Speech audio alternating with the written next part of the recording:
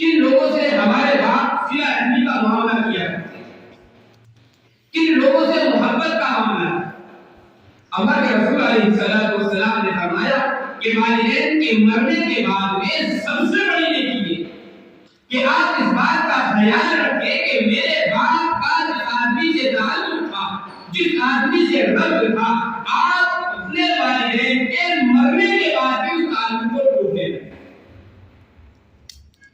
آپ کے دیکھیں میرے والد صاحب خالہ صاحب سے معاملہ رکھتے تھے، حدیث کا لین دین کیا کرتے تھے، کبھی ان کے گھر پر کوئی نہ کوئی چیز پہنچا دیا کرتے تھے، خوشی کے مواقع پر ان کو یاد کیا کرتے تھے، غم کے موقع پر ان کے یہاں